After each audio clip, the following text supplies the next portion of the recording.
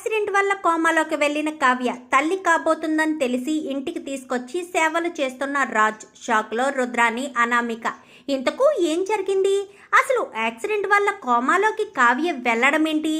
తల్లి కాబోతుందని తెలిసి రాజు కావ్యని క్షమించి ఇంటికి తీసుకొచ్చాడా? అసలు కావ్యకు యాక్సిడెంట్ చేసింది ఎవరు? అసలేం జరిగిందనేది వీడియోలో చూసి తెలుసుకునేద్దాం. బ్రహ్మముడి అప్కమింగ్ ఎపిసోడ్స్లో ఏం జరగబోతుందో ముందుగా తెలుసుకోవాలి అనుకుంటే వీడియోని లైక్ చేయండి, ఛానల్ని సబ్స్క్రైబ్ చేసుకోండి, పక్కనే ఉన్న బెల్ సింబల్లో ఆల్ పై క్లిక్ చేయండి. ఇలా చేయడం వల్ల అందరికంటే ముందుగా చూడవచ్చు.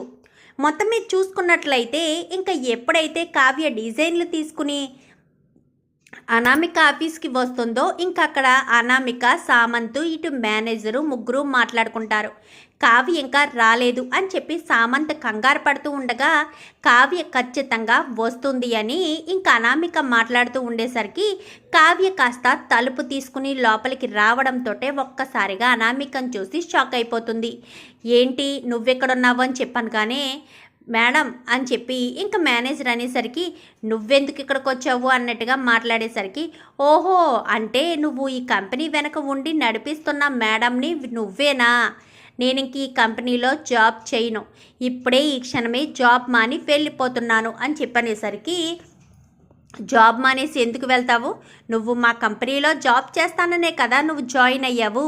నువ్వు కంపెనీలో జాబ్ చెయ్యాలి, రాజ్ మీద పై స్థాయి మేము పెరగాలి, నెంబర్ 1 స్థాయిలోకి రావాలి, మాదే నెంబర్ 1 కంపెనీగా మారాలి అని చెప్పి ఇంకా అనేసరికి అది ఎప్పటికీ జరగదు. నా భర్తదే నెంబర్ 1 కంపెనీ, అలాంటిది నా భర్తను పోటీగా నేను మీ కంపెనీలో జాబ్ చేయదలుచుకోలేదు, నాకు ఇష్టం లేదని చెప్పి కావ్య అక్కడి నుంచి వెళ్ళిపోతుంది.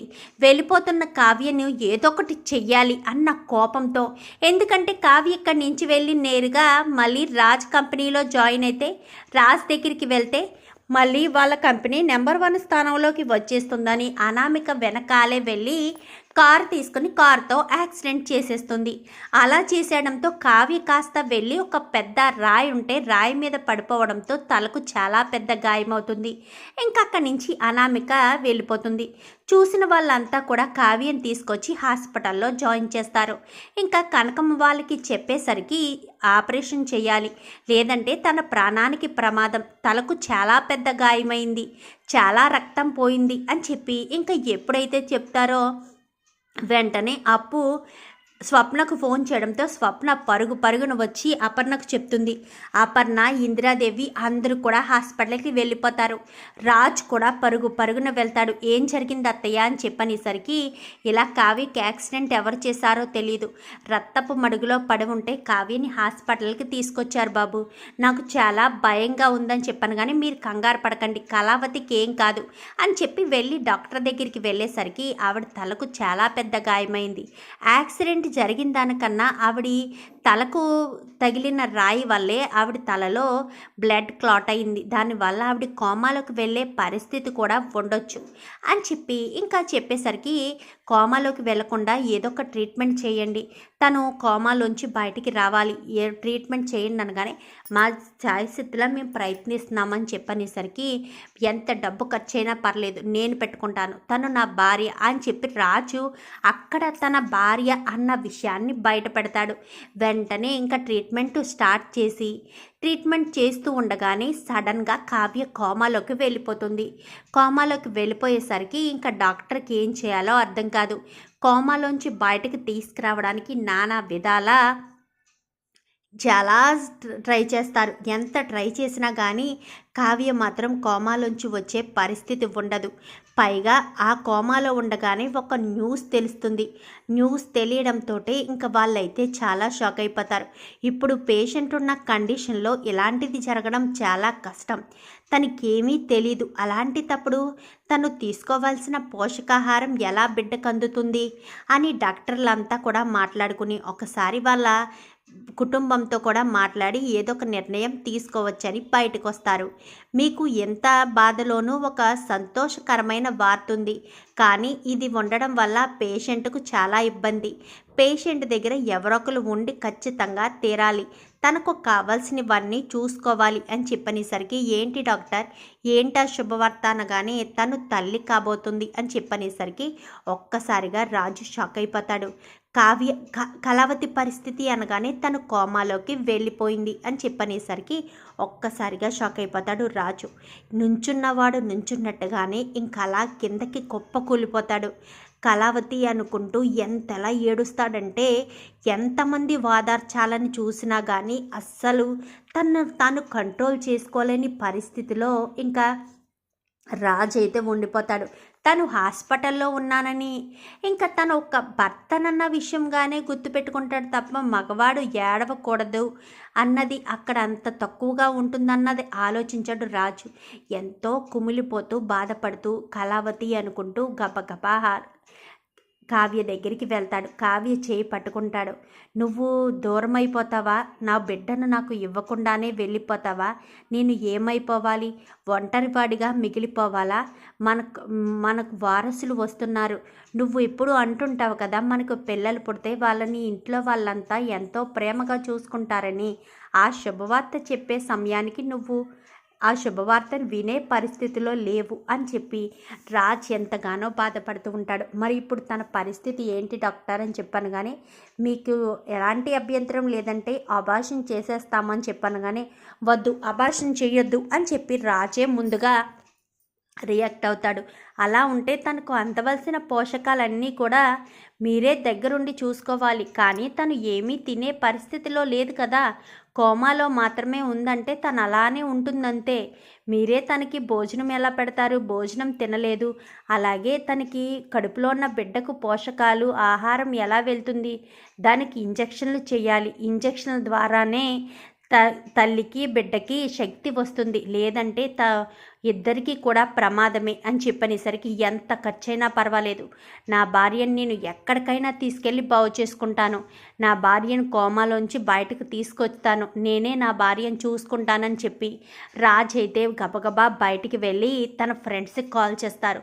వాళ్ళు అమెరికాలో సర్జన్లుగా ఉంటారు. వాళ్ళకి కాల్ చేసేసరికి, ఏంటి నువ్వు చెప్పేది, ఏదో శుభవార్త చెప్పడానికి ఫోన్ చేసావనుకుంటే ఇలాంటి వార్త చెప్తున్నావేంట్రా, ఇప్పుడు కావ్య పరిస్థితి అనగానే చెప్పాను కదరా, తను కోమాలో ఉంది, తన కడుపులో నా బెడ్ ఉంది అని చెప్పనేసరికి, కోమాలో ఉన్న పేషెంట్ కడుపులో బెడ్ ఉంటే చాలా కష్టం రా, తను కోమాలోంచి బయటికి రావాలి అని చెప్పాను. కానీ అలా ఎక్కడ తీస్తారు, అమెరికాలో ఏదైనా ట్రీట్మెంట్ ఉందా తన కోమాలోంచి రావడానికి అనగానే, దానికి అది నీ వల్ల మాత్రమే సాధ్యమవుతుంది, నీ స్పర్శ తనకు తగలాలి, తను ఎప్పుడు కూడా నువ్వే చూసుకుంటూ ఉండాలి అని చెప్పాను. కానీ అమెరికాలో ఏమీ ట్రీట్మెంట్స్ లేవా అనగానే, నేను కనుక్కొని చెప్తాను రా అని చెప్పనేసరికి రాజు కావ్యం తీసుకుని నేరుగా ఇంటికి వచ్చేస్తాడు. ఇంటికి వచ్చినప్పటి నుంచి కూడా అటు ఆఫీసు బాధ్యతలు చూసుకుంటాడు, ఇటు కావ్యను కూడా చూసుకుంటాడు.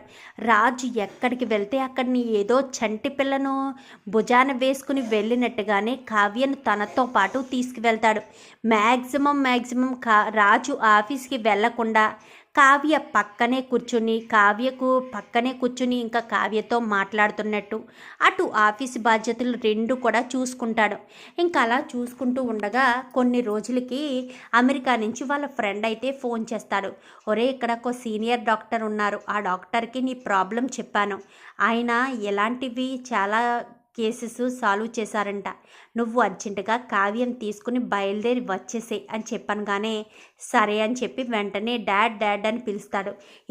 ఏమైంది రాజు అని చెప్పాను. కానీ కావ్యను అమెరికా తీసుకువెళ్తున్నాను డాడ్, దానికి కావాల్సిన ఏర్పాట్లు చేయండి అని చెప్పనేసరికి, మరి అక్కడ ట్రీట్మెంట్ ఉందా అని చెప్పాను. కానీ ఉంది డాడ్ అని చెప్పాను. కానీ సరే, నేను అక్కడ నా ఫ్రెండ్కి కూడా కాల్ చేస్తాను అని చెప్పి అపర్ణ కూడా అమెరికాలో ఉన్న తన ఫ్రెండ్కి కాల్ చేసేసరికి, నీ కోడల్ని నా కూతురిలా చూసుకుంటాను, ఎలాంటి ఇబ్బంది లేదు, నేనే వద్దామనుకున్నాను కానీ ఇప్పుడు నాకు వచ్చే పరిస్థితి లేదు, నాకు హెల్త్ బాగోలేదన్న విషయం నీకు తెలుసు కదా అనగానే, లేదు అపర్ణ, నువ్వు రానవసరం లేదు, నేను చూసుకుంటానంటున్నాను కదా, రాజ్ని కావ్యని పంపించుని చూసుకుంటానని తన ఫ్రెండ్ కూడా చెప్పడంతో ఇంకా కావ్య రాజ్కి బయలుదేరడానికి అన్ని ఏర్పాట్లు చేస్తారు. వాళ్ళతో పాటు ఇంకా అప్పు కళ్యాణ్ని కూడా వెళ్ళమని చెప్పనేసరికి అప్పు కాస్త పోలీస్ ట్రైనింగ్లో ఉందని చెప్పగానే కళ్యాణ్ వెళ్ళమంటే అప్పు మాత్రమే ఒంటరిగా ఉండిపోతుంది కదా అని చెప్పనగానే లేదు నేను మా అమ్మ వాళ్ళ ఇంటికి దగ్గర నుంచే నేను ట్రైనింగ్కి వెళ్తాను అని చెప్పనగానే ఇంకా వెంటనే రాజు అప్పు ఎక్కడైతే ట్రైనింగ్ అవుతుందో వాళ్ళకి మొత్తం 6 మంత్స్కి సరిపడా అమౌంట్ మొత్తం పే చేసేస్తాడు.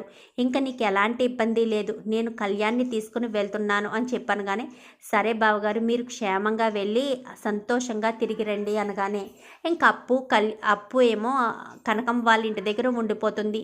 ఇంకా కళ్యాణ్, రాజు, ఇటు కావ్య ముగ్గురు కూడా బయలుదేరి అమెరికా వెళ్తారు. ఇంకా అక్కడికి వెళ్ళిన తర్వాత కావ్య కోసం అక్కడ అన్ని టెస్టులు చేస్తారు.